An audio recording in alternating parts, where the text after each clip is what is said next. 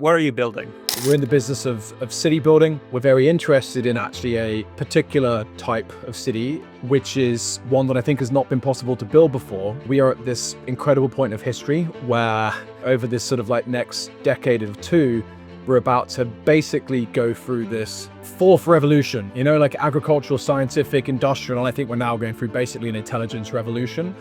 And I think the changes that are brought on through AI, the pressures on typical government strategies and mechanisms of doing governance through monetary and fiscal kind of like policies, those levers are weakening dramatically. There is so little funding that has gone to this space. Venture hasn't got interested by this meme. It hasn't funded it in any kind of like seriousness. I think there will be multiple trillion-dollar company-led jurisdictions which are created in the next decades.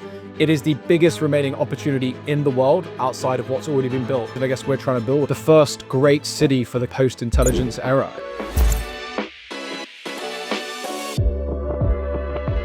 Welcome to the Charter Cities podcast. I'm joined today by James of Ârc, who is working on a charter city. Hey, Mark, thank you so much for having me. It's really great to be here. And I will say right in advance that I basically do not listen or watch to any podcasts. However, I have listened and watched to a bunch of yours, and they're genuinely useful and they're an asset to the space. And so thank you for doing them and thank you for having me. Great. Thanks. That's a very kind compliment. So to start, what are you building? Yeah, great question. Today I talk about Ârc changing the trajectory of people and places. And I think that's almost like a muscle that we work as an exercise towards, or at some point in the future, building our own city. And I imagine doing that quite traditionally in the sense of building that within a charter with a host nation where we are able to agree a slight delta in the rules and regulations, which creates a new foundation, difficult to what that host nation has typically, that provides a way and a mechanism for you to go and create something out of nothing, or to rapidly or dramatically improve the status quo, of that area that you are kind of like working with. So put more plainly, like we're in the business of city building. And I think that we're very interested in actually a particular type of city, which is one that I think has not been possible to build before. Because I think at the minute we are at this incredible point of history where, over this sort of like next decade or two, we're about to basically go through this fourth revolution, like agricultural, scientific, industrial, and I think we're now going through basically an intelligence revolution. And I think the changes that are brought on through AI, the pressures on typical government strategies and mechanisms of doing governance through monetary and fiscal kind of like policies, I think those levers are weakening dramatically. And yeah, I think the combination of these things are just going to make it a huge dramatic change. And I guess we're trying to build, like the first great city for the kind of the post-intelligence era. That's what I really kind of think about these days. But I can understand that all sounds a little bit abstract at this point. So let's get, I guess, into a little bit more detail. Like, let's say 50 years out, or if there's a better timeline, choose a better timeline. Mm-hmm. But like, paint us this vision of what like the world looks like 50 years out, and then what the kind of comparative advantage of Ârc, I guess you're calling the city Ârc, is 50 years out. Yeah, no. I think that's a kind of like a great question. So look, I actually think like, if you imagine something like Dubai that most people in the world could not have named, 30 years ago, or, Singapore was called Temasek beforehand. But I guess like we've created these like quite incredible kind of like cities in already short times in a series of decades. And I think that you're going to be able to create things of the magnitude of Dubai, again, within sort of like 10 years, kind of like from scratch. I think that's going to get easier to do if you can get the right ingredients. So like, I think 50 years from now is very difficult to predict because I think we're going through an extreme sort of like exponential in change. And I think that we're moving towards a world where even if most people want to work, I don't think most people will be able to work. And, maybe that's like a kind of a deeper conversation. But I think there's going to be some like drastic changes in how the world works. And I think like pre and post every kind of like revolution that's happened, the most important cities and the places where the most trade happened, or like the most aspirational places, like the map has changed drastically. And I guess like we're thinking about skating to the puck and building, I guess like a city which is designed for almost the status quo. I think one of the challenges with existing governance systems is they're not actually even a fit for the world as it is today, let alone the world that it's going to be in 10 years. And so what I mean by that is like, we mainly are still running on laws and rules that are potentially hundreds of years kind of like old. And that is great. And like the linearness of systems is often a feature. And there are a good reason that certain things that have been around for a long time maybe should still be around. However, I think there's a very big governance gap between, I guess, like the world that our systems are designed to discover and the reality that we're actually living in. And that's going to keep on kind of like spreading. And so again, this is quite abstract, but I think like what Arc is trying to build, I guess, is a governance structure which is fit for a kind of like a world where like the majority of the work that's been done in the world right now is being done either digitally or physically in the world by AI, either again like AI agents in online, or digitally through kind of like humanoid robotics and other kind of robotics. So I guess that we're expecting, and like 50 years is quite far out, but I would think that within 10 years we probably just have a single kind of like main location that we would call home, where we have an agreement with one or more host nations. I think it's actually quite interesting if you can find a place where you can have multiple host nations, which are sort of like contracted into that initial kind of like land kind of like parcel as part of like a balancing act, and having kind of like more kind of like power around the table and behind the project. Yeah, so a piece of land where we have built a extremely almost like postmodern kind of like city on the base of a set of laws and regulations, which are not a complete rewrite, but at least like a derivative of the laws that we have now, and are structured for effectively like a post-intelligence sort of like world. And so I don't want to be too, I think it's going to be real tough, and I think it's not going to be a great decade for everyone in the world. I think it's going to be very, very tough. But I do believe that if we have the right systems of governance, we can create something that looks closer to utopia than it is today. And I think that the missing link, like the technology is going to get built, the technology is going to get distributed. And like whether we have something like, and I don't really believe in abundance in the way that is sort of like talked about, but I think like the thing that's going to decipher like whether we have something which looks like utopic future for the average person in the world is going to come down to the systems of governance over these resources. And I think that we're going to hope to basically to build, a shining and leading example of how you manage kind of like resources for a population where maybe even a large part of that population do not work in the kind of like traditional kind of like sense. I guess it's like the elimination of all this labor is not going to be an elimination of value. There's still going to be more value that is created, but like where that value is captured is not going to be by typical human labor. It's going to be captured by technology companies, either the ones that are creating or that are implementing and distributing the AI that has been kind of like created. And so basically, if you want to be capturing value in the future, you have to be owning or taxing or involved with the creation and the running of technology companies. And as you probably know, like there are very few countries in the world that basically build relevant technologies that are used globally and capture that value, right? There's only a handful of countries that take 99% of kind of like the technology market. And so if you are the other 195 countries in the world that do not currently have a Silicon Valley or a way to sort of like create or incentivize these types of companies and these types of technologies to reside or to build or to hold intellectual property kind of like in your jurisdiction, you will not be capturing value in that jurisdiction, and you will therefore not have value to tax and to pay for the systems of governance that you want to put it. So again, all of that is context where it's like, look, I think we're trying to skate to the puck. And I think like cities that you're starting and building right today are just before the kind of like the cities that you start that are, that to succeed are going to need to be built and governed kind of like slightly differently. But like the tradition, just like we just want to build a city where for an everyday person, they're able to go there and they're able to be wealthier, healthier, and I guess like more purposeful than anywhere else. And I think that traditional mechanisms or like metrics for that, I think are still sort of like appropriate. And it's not like highest GDP per capita that I care about or like longest lifespan. It's actually like the fact that you're going there, like it's the delta, it's the percentage like change in the delta of like your personal GDP year on year that we care about, right? We want to create an incredible foundation for individuals and for organizations to flourish and to create kind of like value. And I genuinely think for like the all of my sort of like life with, which I always feel like I've been trying to sort of like tackle and solve problems and I think, Mark, this is why you're doing what you're doing. But like for me, the problem underneath all other problems is a problem of governance. And if you can solve the governance, a kind of like system underneath it, and you can create a foundation that just allows all of these incredible people and incredible organizations to just do a little bit more, a little bit faster. This is sort of like the best way that you can sort of like, by not constraining the available solution space to people.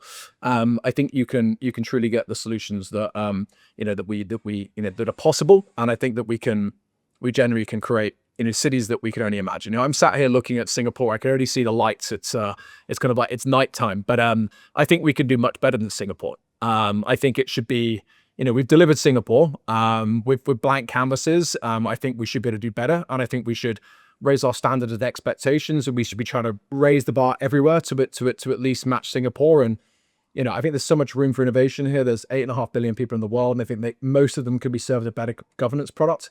And so I think there's like loads and loads of scope to add value. Cool. Well, I guess 2 questions. One, like just kind of concretely, like, let's get into the details. Like when you say we can do better than Singapore, like what does that mean? Are you thinking about urban planning? Are you thinking about government policy? Are you thinking about like, right, Singapore, in my mind, I only visited once, so my on the ground experience is quite limited, but like a kind of standard story is it's like very well governed. It's generally has, I don't know, maybe it's not the best architecture, but like it's not terrible architecture. So like when you say improve on Singapore, like what margins are you kind of most closely considering? Yeah, no, I think great question. So I think like there's a few different ones. And so I think kind of first, Singapore is still like, I think one of the things that we'd like to do, right? I talked about secondly about the metrics that we might look at for like the population that lives within the city.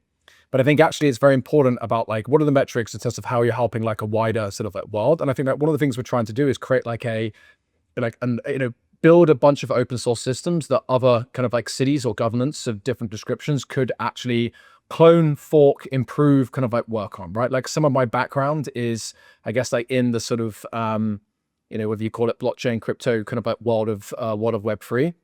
And I think part of, why I got involved in that space in the first instance was that for me, it was, an industry that was trying to build new systems of power.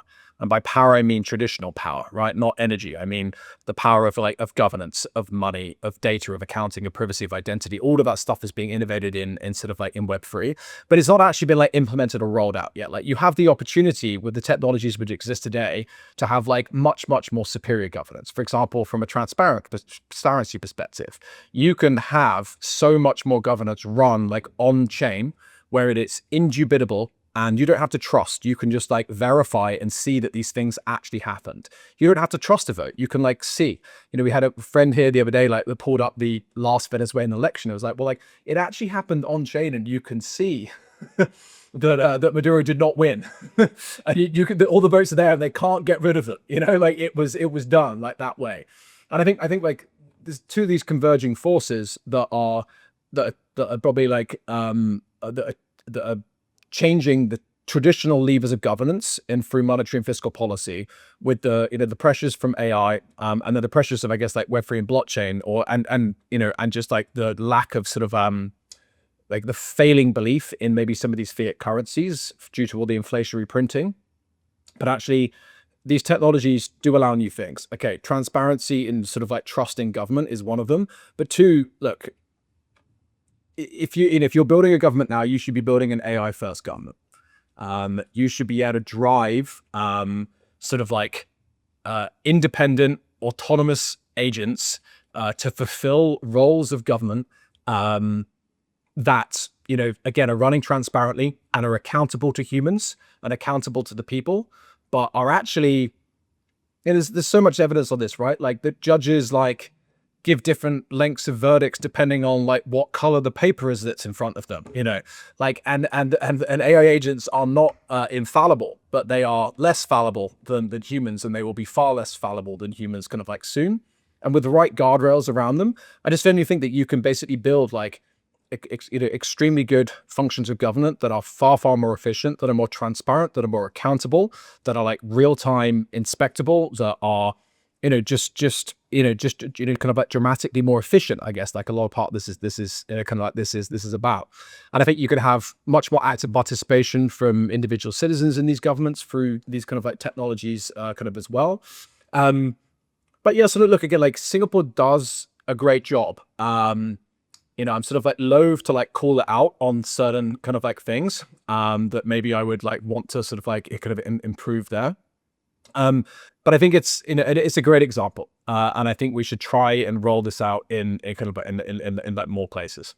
So it seems like a lot of your kind of vision depends on the, I guess, progress of AI. And at least, like, I don't know exactly, like, in my mind, there's a very high variance of the world in 10 years because it's like one, AI progress could continue, even accelerate, and everything changes. Two, AI progress could stall out, and right, there'd still be kind of the rollout of existing AI, and that might have a 10, 20-year kind of rollout time to be fully integrated into productive systems. But it wouldn't be like, right, world changing. And so, I mean, it would be world changing, but like world changing at the level of like, I don't know, smartphones or internet, not world changing at the level of like electricity or better.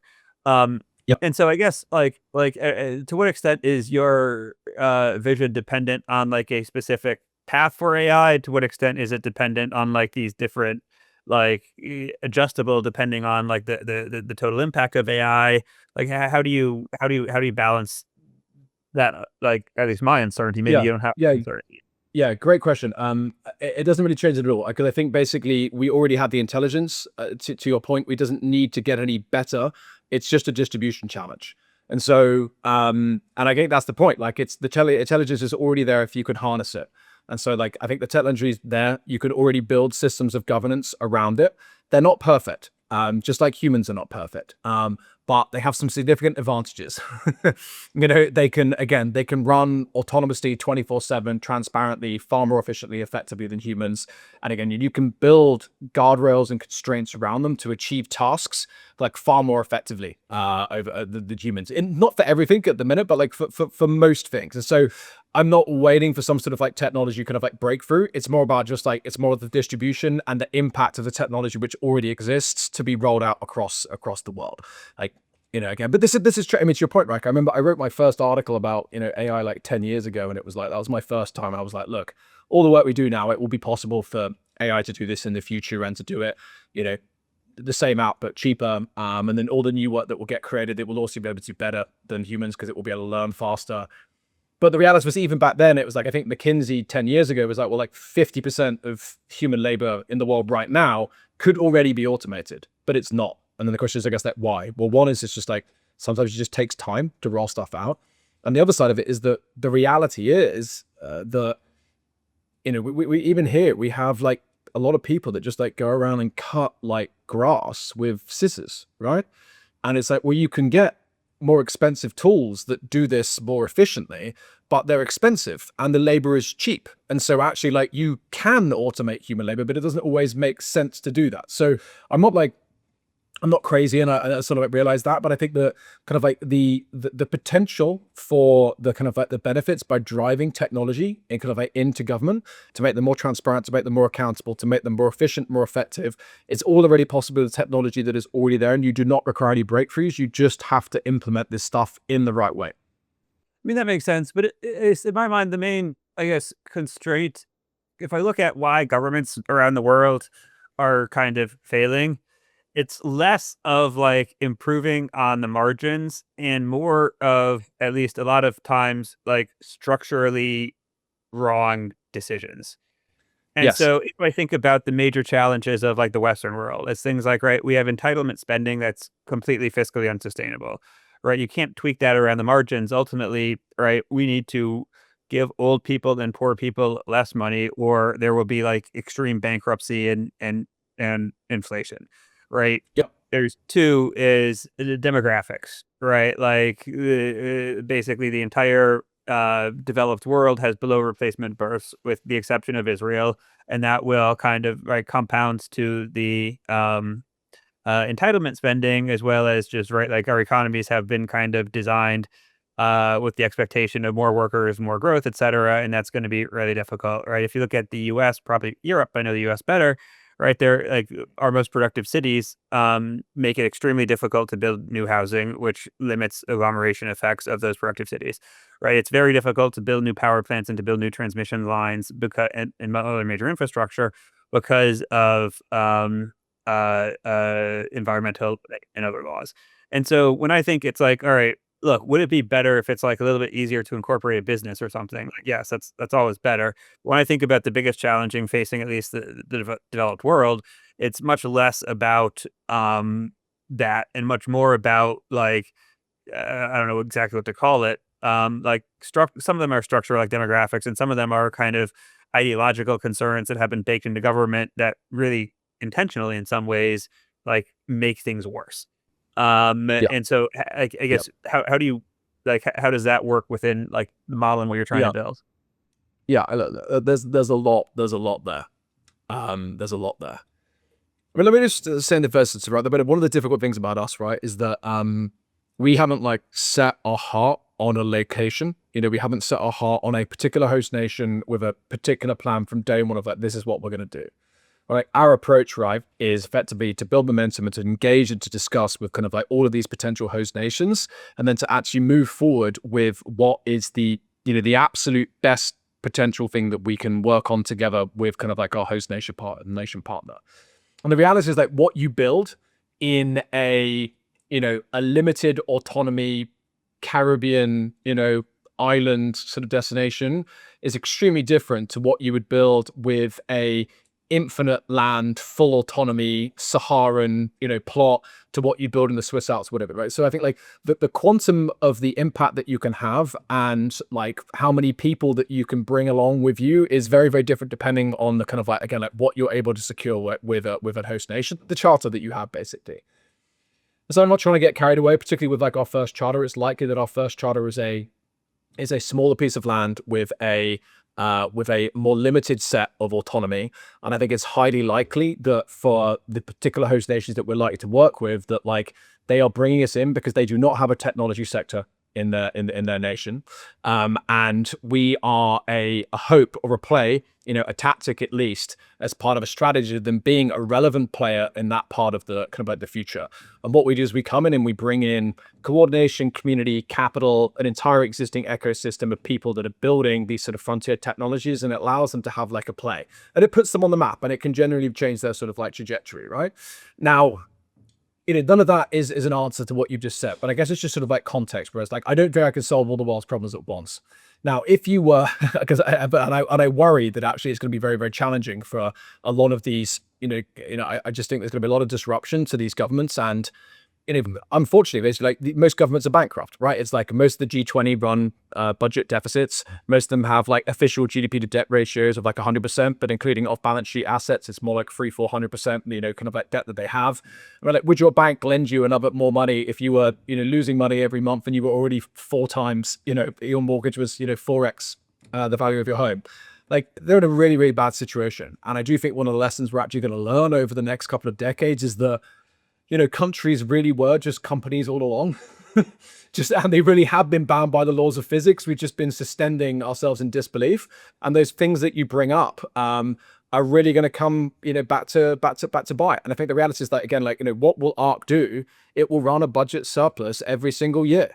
And if it's not running a budget surplus, it will not be borrowing to fund that budget deficit. It will be equity capital that it raises to actually to fund that deficit, right? It's basically, it's running a, kind of a good ship. And so that's going to be just like running and it's very, very simple, that you have to create an economic engine that you are able to to tax or to share upside in some description that funds the government policies that you want to implement. This is not like Arc is not going to issue a currency. We're not going to issue some random token. We're not going to do it even a more traditional government way. Like, we're just going to go out there and provide value to citizens and to our host nation. And if we're providing value that our citizens or that host nation are opting into, we will also, make money in the process of doing that. And then we will only spend that money that we make, or extra capital that we raise kind of like deliberately kind of like into the company. So again, I don't want to be too abstract, and we can deal maybe with some of those issues kind of like head on. I just led a 2-hour session here on, but a lot of it was on sort of like values, right? And that kind of like, values driven. It's like, okay, well, if all of you have values, but none of you are reproducing, and or a whole bunch of other people with different values are reproducing, and you're becoming an increasing kind of like minority, but in a democratic state, then like the state is not going to represent your values very, very quickly after a couple of generations, right? So it's like, it's challenging. And I think like the hope that I have through this movement, and I think it's at the very, very beginning of this movement, is that, people like me and people like Arc, people like the Prospera guys, like the Sierra Leone guys, and like hopefully tens and eventually hundreds more will basically run different experiments to provide different models of governance that effectively do not rely on, on money printing or coercing people or a monopoly of violence to function, that they're able to actually to be there and to compete by providing better and products. So this is that the entire thing we're here doing is increasing competition for the citizen. It's all about providing. It's like if you spend, right, $1 to buy a can of Coke here, and you spend $5 to buy the can of Coke there, it is indubitably better than $1 Coke, right? It is the exact same sort of like product, and it's the $1, right? This is kind of like better, assuming everything else is kind of like equal. And we should expect the same from our government, right? If you spend $1 on your taxes and get the same quality of governance product as if you were spending $5, this should be considered as like an incredible kind of like thing. And I think so. This is just like driving competition for every tax dollar that you get off a citizen, off a customer, however you want to refer to them. We have to like drive value and provide the absolute best products and service for the citizen. And I hope by more and more people like trying and succeeding to build these alternate products and structures of governance that do ultimately compete with existing nation states for the services and the sort of things that they do, then again, I just like the whole sort of like thing kind of like grows up, and that actually like that I do expect, I don't know your view on this one actually, Mark, but I expect that like the majority of the positive impact for the average person in the world, that like the work that you and I do will not be through the people that we impact directly that live in the charters that we do, but it's through like demonstrating that these models in a kind of like work and showing that things are possible.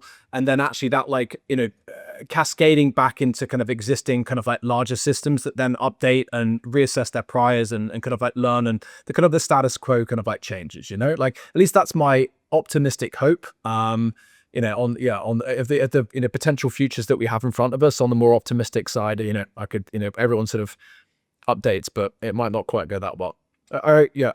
Was that sort of sufficient an answer? Yeah, I mean, and I agree that the primary impact will be kind of the second order effects, not people living directly in the cities, but kind of other people learning from the cities. I mean, I guess what I'm trying to kind of poke at is like, right, to what extent is Arc trying to leverage new technology, namely AI, and say we can do things better, versus to what extent is Arc saying existing governments have kind of screwed up monumentally, and we can do better just by doing the basic things a little bit more effectively. And maybe it's like a little bit of both, right? But I think it is. I tend to fall much more in camp B. I don't know. Like, it's possible AI changes everything. It's possible AI changes a small number of things. I don't really know, but like I do know that current governments have screwed up on a lot of margins, and it's possible to provide kind of much better services, much more competently than now. Yeah, it's definitely B, but I guess this question: how do you do B? And it's almost like if you're building just a traditional technology company today, you do that very differently to how you did it a decade ago. The reality is we're still doing government how you did 100 years ago, when again how you even build technology companies has changed in a decade. So I think it's just like the way that you do, I think it's just like you do just need to go out there and do a whole bunch of simple things. Like you brought up like housing regulation, or building regulation kind of like earlier. It's like, look, that's why I brought up sort of like, well, like, there's only limited building you can do if you end up with 10 square miles in the Caribbean versus like if you end up with 1,000,000 square miles in the Sahara, where actually like your building regulations will make a massive, just like an unbelievably big, or your lack of building regulations will make a distinct difference on like the economy and the activity and the industry and the growth that's able to kind of like happen there, right? So I think that honestly, I think like it's, again, the product builder in me is like, it's just like, is very wary that like you have to do some things and do them well. You asked earlier, like the comparative advantage, right? But actually I do think that like you are designing like an entire world. And I think there are several things across the stack that you aim to do better. And, again, I live day in, day out right now with members of Ârc, right? I spend my entire time surrounded by our initial kind of like community. And it's like, I ultimately think that we're building culture kind of like ultimately, right? And it's something like softer, like that, right? And like, again, we just, there's a session we had today and it's just like, if anyone on this listening to this that hasn't read the Chinese Constitution, like I recommend you go and read the Chinese Constitution and compare and contrast it to the US Constitution. They're not that different. You could take out a 200-word preamble about the history of China, and actually, I'm pretty sure if you gave it to 50% of Americans, they would think it was, the Chinese Constitution was the American Constitution. Like, it's not that similar, but the point is it talks about property rights, about free votes from the people, about like, that you can't coerce or enter people's property, that if you, it's just like all of these typical things that you associate with like American Constitution, which is there in the Chinese Constitution. And I bring that up because it's like, well, quite clearly, the thing that's most important is not what's written in the laws. I'm a British citizen. There's 10 million pages of law, basically, including case law, that like applies to a British citizen.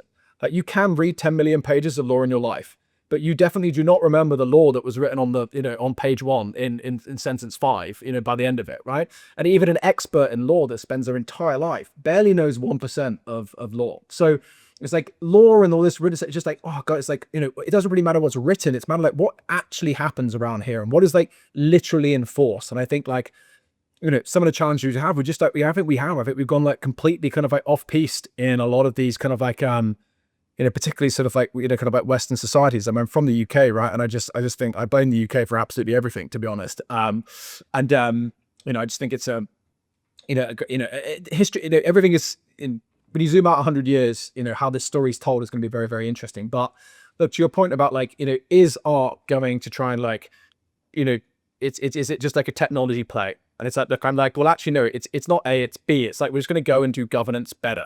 And we're going to do like a whole bunch of basic things, like much, much better. And we're going to just like create a really high quality of life for people that come there, where it's safe, where it's secure, where they can like literally flourish across like work and life and play, raise incredible families and just like have a good life. Like that is the product, like that is the goal. But like, how do you execute that? You do not execute that the way that current governments do that.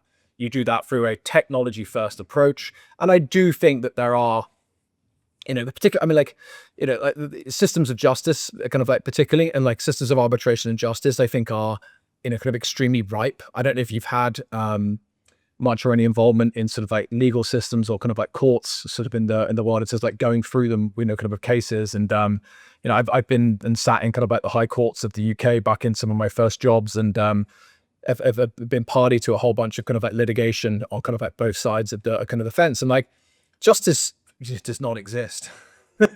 Not unless you have an extremely large bank balance and are prepared to wait for it. Right. It's just like, like the UK court system, which is like, I mean, like, just like, pick any crime. Like, I mean, just like, oh God, I mean, I needed to be here because we've got like the Ethereum Foundation over here at the minute. And, but I wanted to be in El Salvador at the minute because there's a big conference in El Salvador. Right. And it's like what we're starting to see by these like other, like, that's not like a charter city experiment, is it? Right. Bukele in El Salvador. Right. But he's like going like, he's basically proven that crime is optional. Right. And like, there are choices, and like crime is optional. It's like London, like poverty is pretty much optional in my view in like London, right? It's like 90% of like, well, not 90%, but like 67% of what the kind of like bottom decile of people living in London are spending their money on is the cost of housing, right? How you reduce the cost of housing is build more housing. right? Why can't you build more housing? Because there's regulations of every description. Like there are in London, there are all of these. It's like everyone knows about San Francisco, right? You can't build higher than like 3 stories in like 99% of the city, right? London's similar. Like there are all of these protected views where you can't actually build up above the houses around them, right? And it's like you just realize these are choices. It's like, look, the choice is poverty, right? Like the counterfactual would be, oh, you can't see across the city from Hampstead Heath. Right. And it's like, but it's just a real like, and that is a choice and you can make that choice of governance. But I think it should be like a transparent and like, we should understand the decision that is being made by allowing us to look across London and not see more skyscrapers. We are causing poverty. But anyway, I've gone off to some examples, but I think these are, I think that depending on the situation, and again, the particular land, the particular charter, where you are, the people, all of this like dictates a different strategy necessary to be played.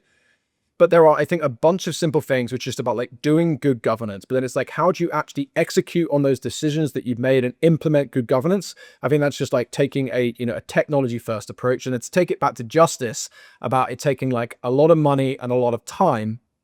It's like, you had the UK just like, yeah, the courts are super backlog. Like most people that commit crimes do not get caught, right? For me, that is not a just society, right? It's like, if like, more than one, I think it's like less than 1 in 10, rapes are kind of like actually kind of like convicted. I think it might be far lower than that, in fact.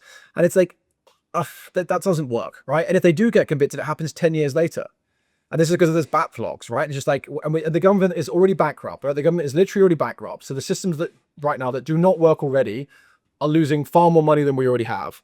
So it's like, things have to fundamentally change. And like, if technology is anything, right, it is an efficiency. It's either like making something possible that was not possible before, or it's driving an efficiency into achieving the same outcome, right? For instance, you turn bison into a combine harvester or whatever it is, right? And it's like, what you're getting is grain. You're just getting it much more efficiently. And I think like, this is the opportunity. And I think that justice is ripe for it. Like imagine a just state where you could get justice in days for dollars, or weeks and months for maybe thousands of dollars for like complex cases. And it's never that simple because you're always going to need human representation, and it's never as simple as us sort of like presenting it that way. But I do think that like, it's definitely about it's about making the right decisions of governance for the particular place that you are kind of like governing, but then it's about executing and implementing those things with the very, very latest, I guess, like approach to building kind of like technology. Yeah, I mean, I think I definitely agree on the context-driven approach, and I'd like to dive into that in a few minutes. But before, let me just, I guess, ask one more question on because you have a different approach to kind of integrating technology into governance than I do. My kind of default assumption is, right, charter cities are extremely high capital-intensive projects. I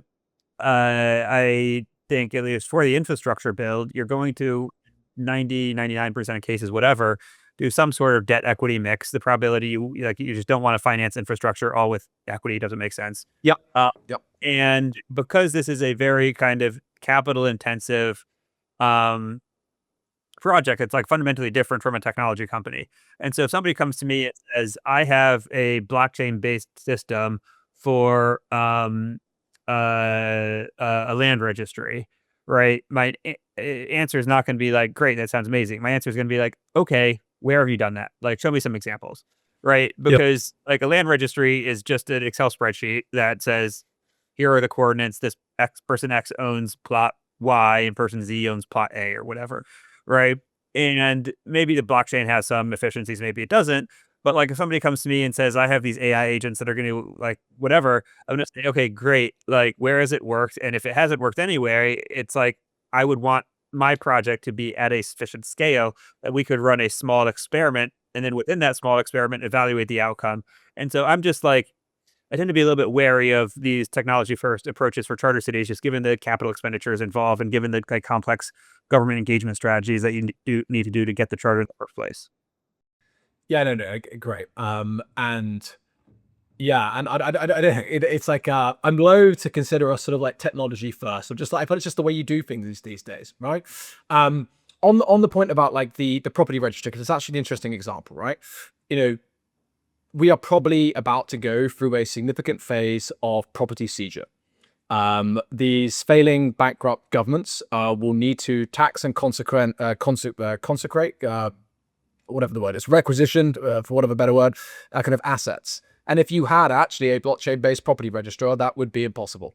And so I think we're going to see the benefits of having basically decentralized systems that do not have centralized parties that can coerce and basically alter those, as they wish. So I think we're entering a phase where we're going to see the benefits of these systems kind of more dramatically. But I'm still 100% with you, right? And I think again, like, depends a lot on the project. And what we're looking at, like some of the conversations we're having, where like there's a lot of places that have already built out infrastructure and already built out cities, and actually they're trying to define like, okay, well, what should the legal and regulatory regime look like that allows us to go out there and and kind of like build and to actually fill and to create and to get a citizenry to come and kind of like live here. But if we're able to go out there and get a greenfield site, which actually is the dream and what we would like to go out there and get a piece of barren land. And create something from absolute kind of like nothing. Yeah, you're completely correct. Like a lot of this is just like absolute traditional bread and butter, both from like a capital raising perspective, whereas I'd expected the majority of the capital that we raise and we implement to be much more traditional, kind of like debt capital, both from infrastructure and sort of like real estate. And then we're just gonna do much more traditional kind of like city building. It's another good example maybe to bring up from like the challenges of regulation, like. Again, that you probably know right now that, like, I mean, if you can build a nuclear power station, it can be profitable on day one and you can get financing from it tomorrow. So that is like, okay, wait, if you can build profitable nuclear power stations where all the energy is used immediately because you can just put compute on top of them immediately, why are more people not building these? And it's because governments stop you building these things. Like that's why. Like it's just a governance thing again, right? And it's just like it's fairly simple decisions that have drastically altered the trajectory of nations, right? Like Greenpeace is probably going to go down as the most dangerous, organization to ever have existed for Europe by advocating and pushing for, shutting down all the nuclear power plants. That probably caused more damage for climate change than the oil companies combined. It's like so that there are simple decisions that have like extreme knock-on kind of like effects. And so yeah, I think like again, we are out there and we would like to have a large plot where we can go out there and we can do some incredible work in the physical kind of like world as well. And we can go out there and do a lot more sort of like traditional kind of like city building. And what binds that, the glue that binds that together is just, again, it's just like the systems of governance. And again, I see those being run on technology, but I totally agree. Like, I totally agree. Like, it's like, this is the main technology we're leveraging is like, a company limited by shares. And like the governance system of a company limited by shares, which is, again, like a bit innovated and tested far more than I think than countries, is that kind of like the core kind of like governance structure. And like that will be choosing or not choosing to implement centralized or decentralized kind of like databases. And it's more about like winning the trust of the most important citizens in the world over the long term, which is what skews me to moving to more like decentralized kind of like databases. But I'm almost more interested in AI because I think it's just like an efficiency game. I just ultimately think that like, I think if you're building a new modern city now, I think that, yeah, you gotta, it's like, is it 5 years? Is it 10? I don't think it's 15, right? Where you have basically humanoid robots, which are lower than minimum wage in all developed markets, which are as capable of doing 99% of blue collar work. And it's like, if that technology is there, it's like the city you built before the steam engine was completely different to the city you built after the steam engine. I do not want to build the last pre-steam engine city. I want to build the first post-steam engine city. And like, we might be a little bit early still, but like, I'm happy to just like, to kind of like, to keep it calm. I mean, I think now is the time to sort of like start leaning in. And I've actually accelerated my timelines and accelerated kind of like our approach to this. Like, I didn't think we would even entertain kind of like trying to like, have serious conversations about a charter until kind of next year at the earliest, but like we're, starting to do it right now. Because I actually think that the time is sort of like now. You can, it's sort of like coming. But yeah, I think that's really clear. I do think that like there are certain technologies which change how you build the city and what that city that you build actually is in terms of how it runs. Like, how do the streets get cleaned? How does the sewage systems and the waterworks work? Like, how does the, just like the day-to-day nitty-gritty of the city. I think like we're trying to build, again, not the last ancient city, but the first modern city, if that makes sense. Yeah, I mean, if I think about technologies that change like cities, at least the physical part of cities, the most important technologies tend to be transportation technology. Right, like cars obviously had a huge change, railroads had some degree of change. And then there's a question of, right, in addition to robots, there's also like VTOL and all of these kind of things that I spoke with somebody like a year ago who was talking about raising a fund to basically buy sites within like 100-200 mile radius of existing cities to develop like nice little walkable communities for people that want a VTOL in like twice a week or something. And previously Yep. that would not have been a commutable distance, but now with like a lot more remote work, plus with VTOLs, that suddenly becomes commutable for like a few days a week. Anyway, let's I guess change the focus. Like so you had been talking a little bit about making sure the like where you're building, the context fits where you're building, which is something that we've at the Charter Cities Institute thought a lot about. But then, right, you also have this what might be described, I don't know if you describe it, but might be described as like this network state approach. Um, where you are doing these pop-up cities, you are trying to build this community and use this community as leverage to negotiate with countries. It's like, I guess, how do you balance these things in terms of like the context obviously being very location dependent, but also having kind of what might be like maybe it's not a full location agnostic, but like semi-location agnostic community that you're building. Like how do those pieces fit together? Yeah. Yeah. It's sort of interesting, right?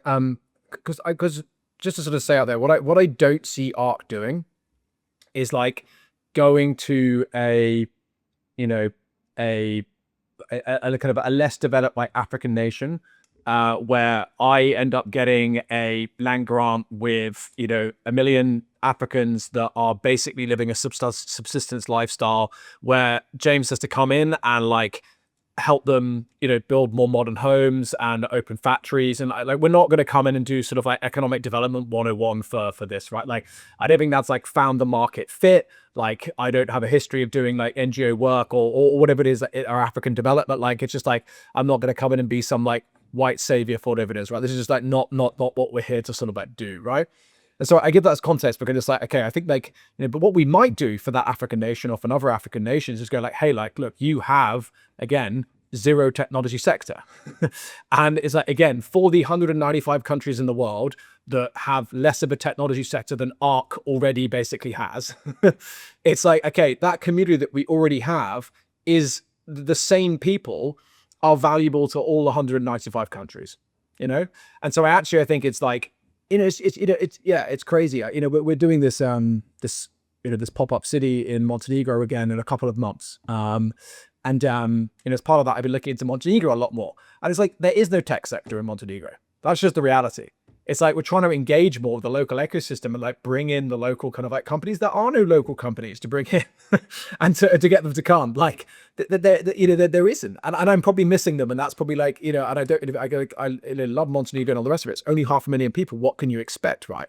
But it's like, yeah, like I think like I spend my time living in bubbles, and it's like, well, actually, these people, they might be from all over the world, but these people from all over the world go to, if they can, San Francisco, if they can't, London, if they can't, Paris or Berlin, if they can't, Dubai, if they can't, Singapore, if they can't, the capital of their own country, right? But it's like talent already pools in these places. And I guess it's like, it's a community of that talent that we have.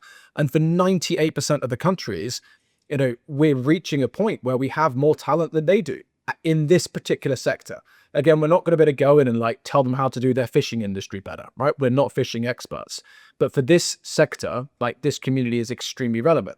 And I guess like, so that's like one angle, right? It's like, actually, we could do this work, and it's actually useful across every single potential place that we kind of like end up, right? That we can bring this community to sort of like to bear, right? Whereas if we were investing in a fishing community and we end up in the Swiss Alps, is Switzerland the most successful landlocked country? I guess so, right? Given how successful it is, right? But that wouldn't be very useful, right? To have having a fishing expertise in sort of like Switzerland, at least Atlantic or sea water fishing.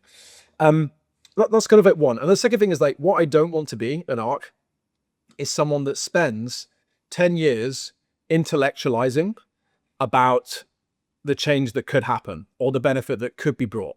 I don't want to be talking all the time, you know? I want to be walking the walk, and I want to be living the things that we say, and I want to be actually building and making a positive change to people that are engaged with Arc sort of like every single day. And so we're sort of like balancing this sort of like two things. Like we're trying to make all the things that we do in the real world, be a step along a road to having a charter and to building these new systems of governance and to manifesting truly and building these incredible new physical environments on top of these new kind of like legal and regulatory frameworks. But yeah, it's a balancing act every single day. Honestly, every single day I wake up and it's like, oh, okay, Christ, like what do we spend a bit more time on, like what we're doing and building and working on like right now, all these longer term projects. But I mean, you'll know this well, right? Like there's like, there's tens of governments already, or like potential projects that are in our pipeline. Like, the expected outcome of all of those is like, of each of those individuals, definitely zero. Together, together there are certainly ones that we could get across the line.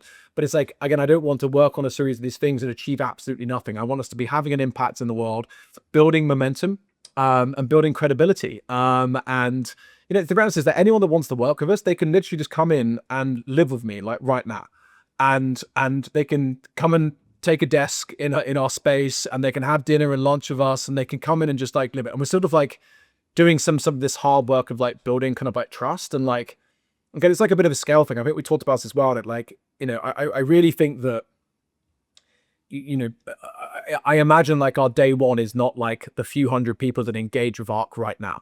I imagine even our day one of the actual physical place that we have home, that you are, you're landing with a few thousand people, and there's another plane full of people that turn up every day, and no one's allowed to go back, right? It's like one-way tickets, and you're just like, you're at this kind of like, because I do think it's tough if you're going to greenfield sites and you're building from scratch, like, there are so many additional problems that there just is for not having the network effect of like a large enough population, but like so many things.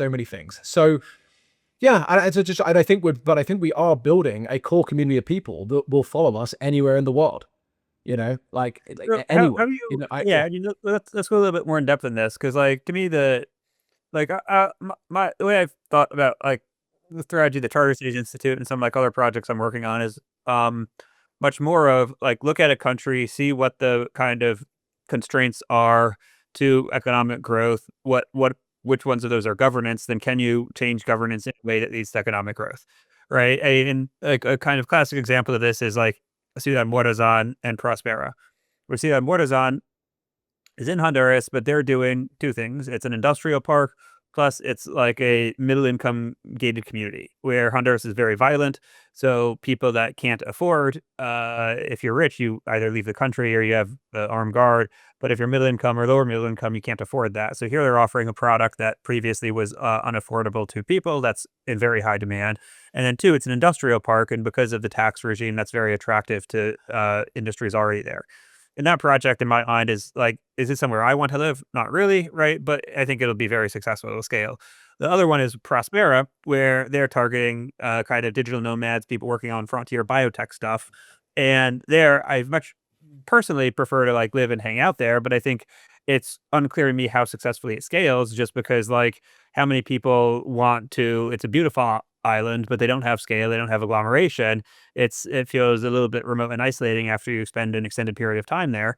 Um, and so our strategy has always been kind of embracing a little bit more of the Prospera model. I mean, the one example I did see of a really successful like agglomeration that was instantiated was temporary, and that was Zuzalu, where for 2 months they had this like a lot of very talented people, and then two, the hype cycle was building, and if that had been sustained, like it feels like that could have been possible. But since then, like the network city space, at least in my experience, has been nobody's managed to sustain that same energy and that momentum. And I don't know. I'd like to hear, yeah, how you think about this, how you approach this, how you over like what's your strategy to get that initial burst? Yeah. I mean, let me give you like one bull case, just kind of that cooking, right? It's like, there are maybe 50 million digital nomads around the world. And I think they wish they were, I think a significant portion of them wish they were actually back home. but they can't take the quality of, they don't want to sacrifice the quality of life arbitrage that they get to live day to day. They have, it's like you earn $100,000 in, and you live in Bangkok, you are king. You've earned that same $100,000 in Austin, you are poor. and it's like, I think that you might, long for your culture, for your people, for being back home with your family and your friends and where you came from, but just like and for good reason, not just because you maybe want to go out for nice dinners, but because maybe you want to be able to afford good schools for your kids. You want to live in a nice, safe area, like all of these like really basic human needs, which are completely fair for, right? But it's like, I do think that those 50 million nomads, right, that like actually there is the opportunity, and I think someone will build a city that offers the same like quality of life arbitrage, which rallies a few million of them together in place somewhere under a new flag in a host nation somewhere. Like, I think that is there for someone to do. I genuinely think there are millions of them that are just actually wanting to go and participate and be in community and be a part of a much bigger project. It's there to do, for someone. And yeah, it's and as a Brit again, there are more millionaires leaving the UK than any other country in the world. It's actually more than most countries combined. It's even more than China. It's everywhere, right? More in the UK, and that's just millionaires. And like, where are they going? They're going to Dubai. Maybe it's like #1 destination. Do they want to live in Dubai? Is that what they long for?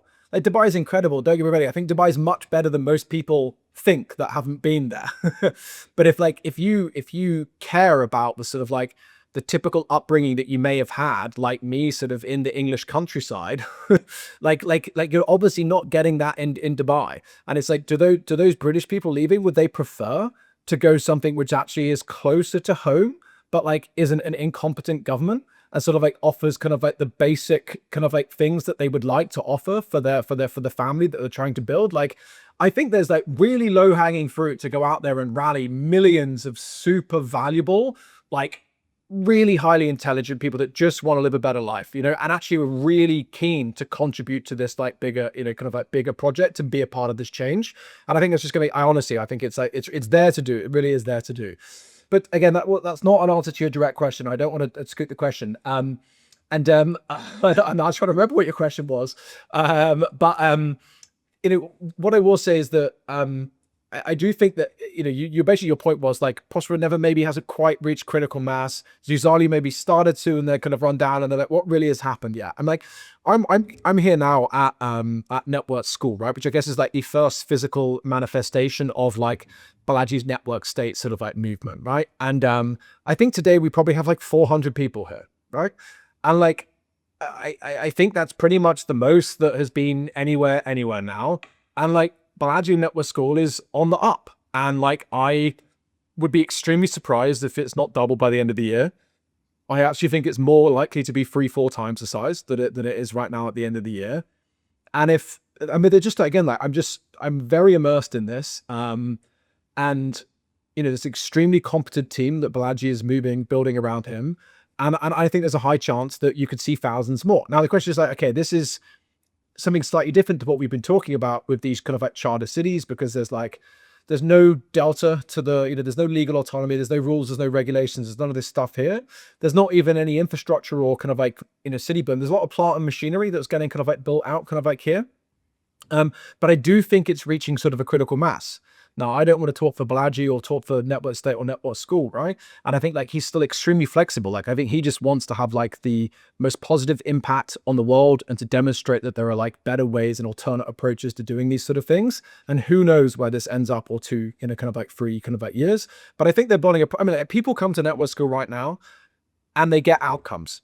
People come here and they have a significant sort of like change in their life, right? Like, you come here for a month, and I recommend you all come.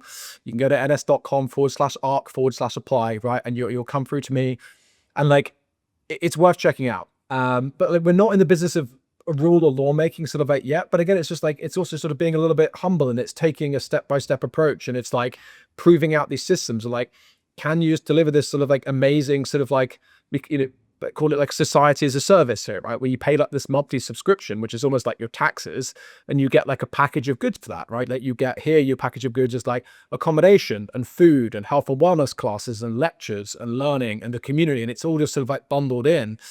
And it's a really good product, right? Not for everybody. Like some people are going to come here and hate it, but for a certain type of person, it's there, and it's getting momentum, you know. So it's getting there. But broadly, there isn't much else. Like this is just the reality in the world, right? Like, and again, even the Zuzali kind of community that there's you know, but it's all little you know plant shoots, little saplings, and like maybe some of this can snowball and kind of grow into stuff. Like it's all very very early, you know.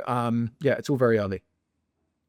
Cool. And I guess my last question, like maybe kind of detail that step-by-step process by which you end up with a city. Like you've organized a few pop-up cities. You're organizing one in Montenegro soon. You're partnering with Pelagi as kind of like an L2 to build a community there, right? You're starting to talk to some countries about a charter. Like how in 10 years do you end up with like a lot of land and a charter with substantial legal autonomy? Yeah. So it starts with doing like things like this. And I think like the work that we're already doing, like we do get inbound. That now we have, you know, whether it's, you know, representatives in government or representatives of representatives in government that actually increasingly like reach out to me. I think everyone needs to realize that every single country already has like a Department of Trade and Investment that has between 1 and hundreds of thousands of people whose job is to go out there and get sort of like the human capital, the human and the talent and the companies and the potential for jobs and innovation and growth that this community represents to come to their country, right? It's already a competitive landscape, and every country already employs people trying to get people to come there. They just have to find out we exist in the first instance, which is why it's kind of like here. So that's quite abstract, but it's like, look, you know, we got to engage in conversations. We're not gonna like just like bed in on one option. Right, we're not gonna kind of like, you know, just like go, okay, yeah, great, amazing, and tie ourselves off. Like we're gonna take our time deliberately, consider options, you know, kind of across the globe in synchrony, so that we can, you know, kind of like weigh things against kind of like each other, and then execute forward. So like again, that's not a simple process. What does that look like? Breakdown, right? There's a series of asks that we would like ideally have from a country, right? And if it was simplifying that, we need a piece of land large enough. We would like to be able to rely on nearby existing infrastructure. Like it would be useful for us not to have to build an international airport for people to get there on day one, right? It's useful if there's a deep water port. It's useful if there's like good and cheap power that's nearby. Like one of the challenges with all these Caribbean islands and even in Prospera, right? If you want to do any industry, it's like uncompetitive. Like the, you know, kilowatt hour prices are insane, like the UK. And another island, so no wonder. But so, you know, again, so these are sort of like, you know, requirements that we set out.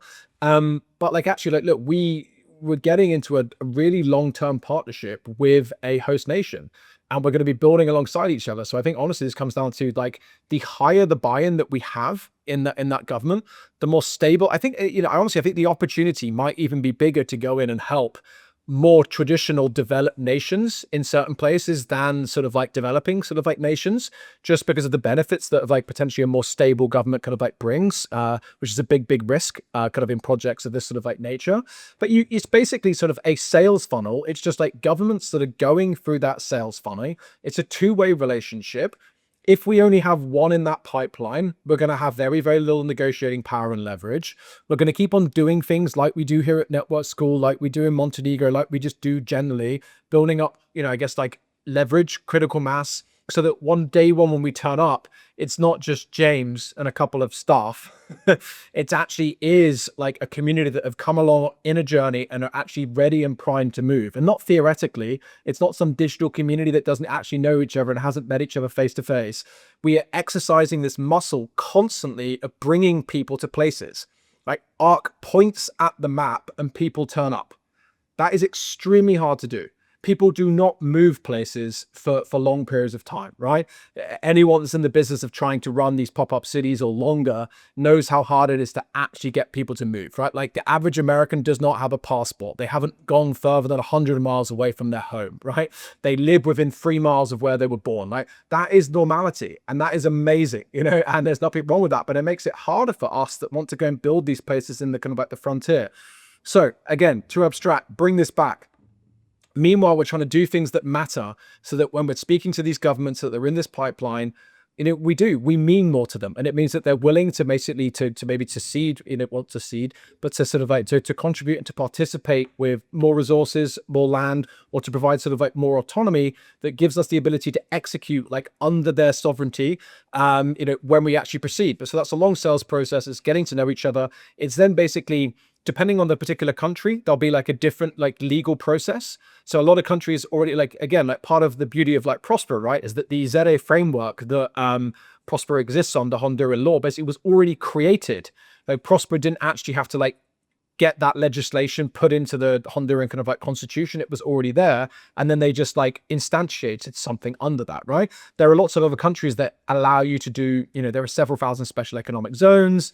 There are lots of countries that have existing legislation that allows autonomy of some description to be issued to a, you know, to a party over an area of land. The process for governments that already have stuff in place like that is very different to ones that like have absolutely nothing that allows them to do this, right? That's going to be a longer process with them, and you're going to have to go through a process of like basically creating the laws that allow you to create the laws that give the autonomy that allows you to do the things that you would like to do sort of over an area. So, you know, not be too convoluted, but it's like, you know, Ârc does not expect to break ground tomorrow. We were not expecting to break ground for many years. I think it's going to happen faster than I originally kind of like thought.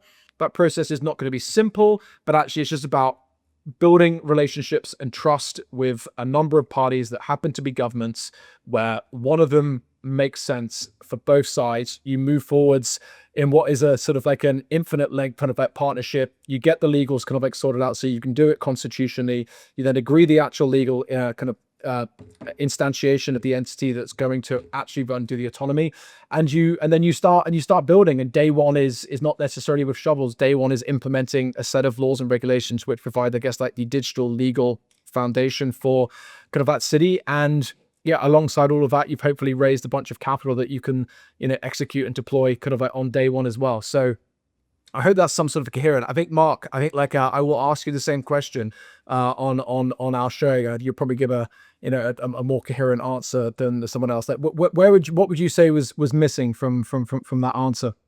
No, I think it makes sense. I mean, the big kind of, I think it's better than what people would talk about, let's say 3-5 years ago, where I think your expectations of timelines are more realistic.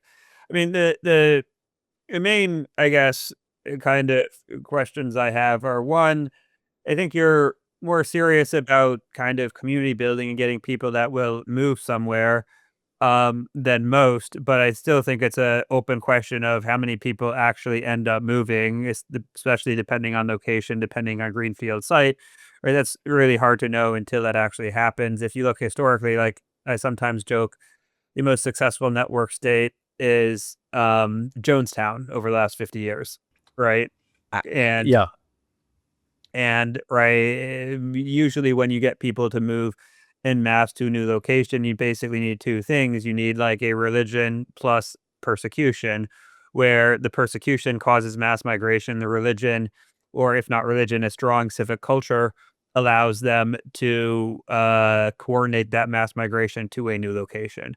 And whenever you have that kind of, right, a culture that's tight enough to allow mass migration, that oftentimes also allows for kind of abuses and other things to take place, right? That's I don't know, it's really, really hard to get that right. And I don't want to say that you're not doing it right. Like, I think you're pointing in the right direction. It's just that's an uncertainty until people actually move.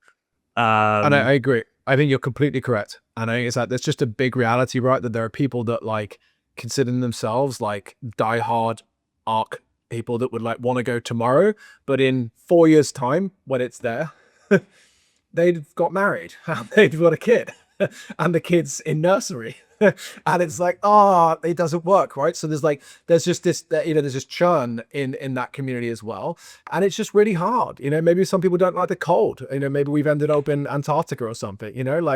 So I totally agree. But again, I will caveat one thing I said earlier, right, about like not going in and doing like subsistence, like not creating like a fishing industry, right? But it's like, but that's not to say that, I think a huge part of what we're doing of any host nation is leveraging the talent, the latent talent of that nation.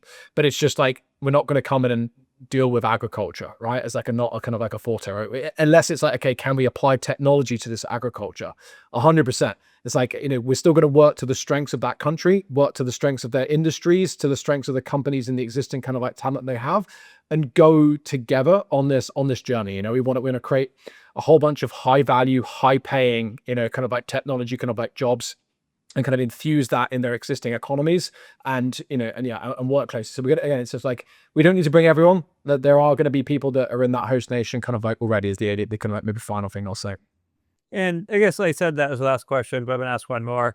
Like, I guess, what's the kind of like capital stack for this? Because I think one of the challenges, like, you have a lot of projects that treat like charter cities like startups, but that's not really right.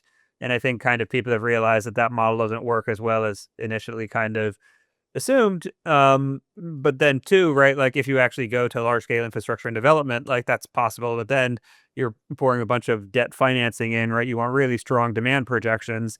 And then two is you also have the challenge of, right, like you want, I don't know, like 3, 5 years or whatever, however long until you break ground, where you need somehow to like live to have a staff to kind of upkeep, like, and how does that all work together? Yeah, and I think that there isn't actually a simple answer, because I think that it is more complex than normal. Because, and I know you've talked about this before, but it's like, I think it's just realized like there is so little funding that has gone to this space.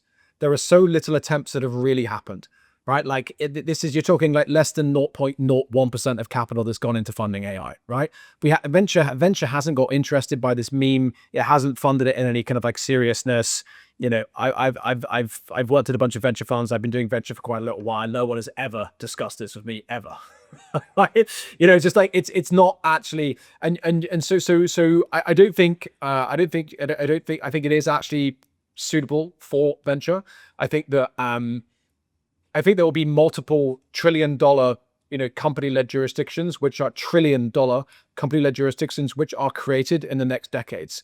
It is the biggest remaining opportunity in the world outside of what's already been built. AI is already run, right? You've missed that game, right? Like, if you want to capture the next wave of companies, it will be in this space. It is a venture opportunity.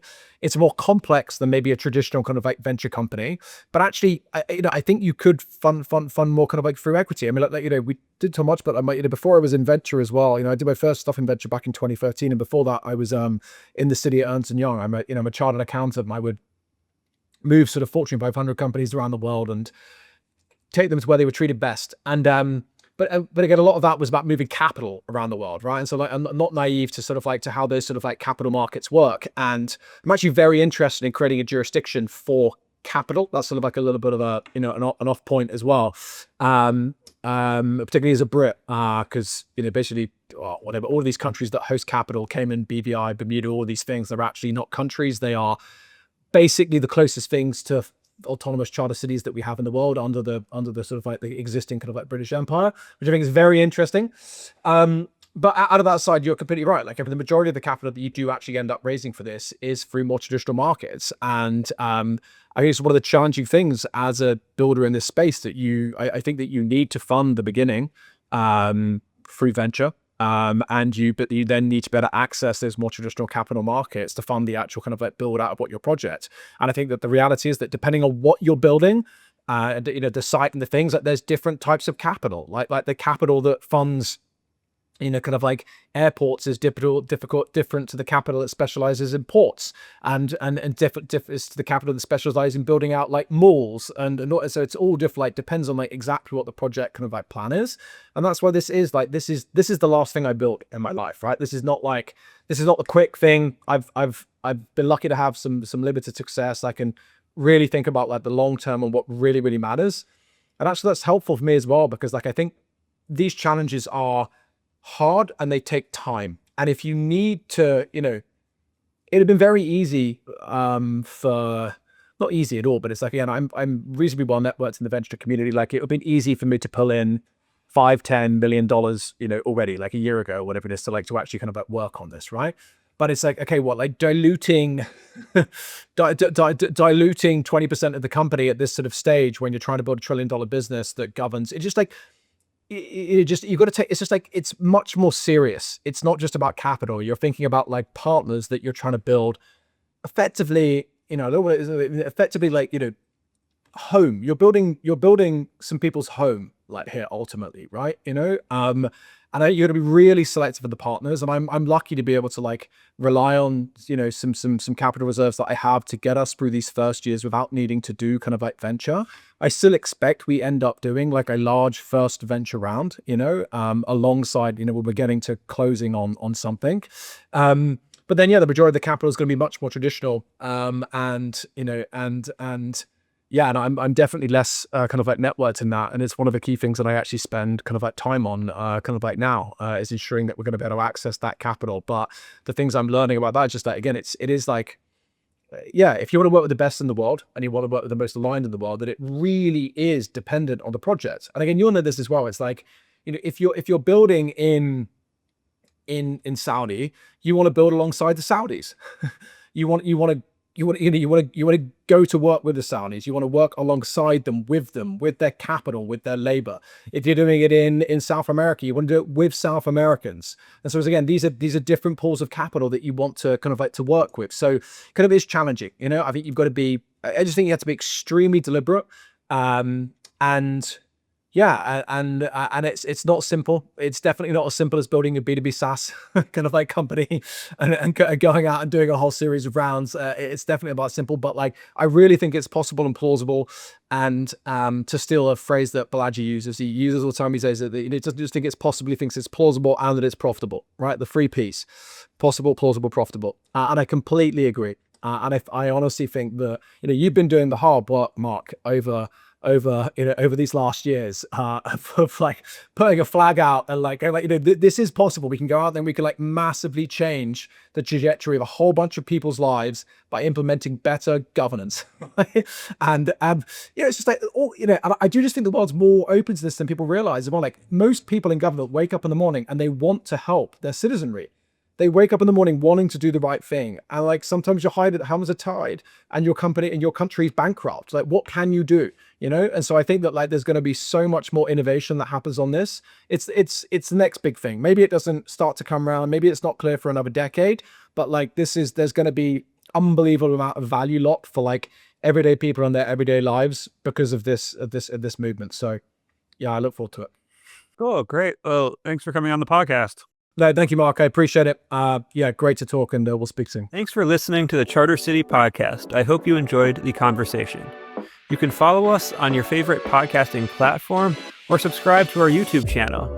If you enjoyed this conversation, we'd appreciate you sharing it on social media. Thanks for listening, and we hope to see you again.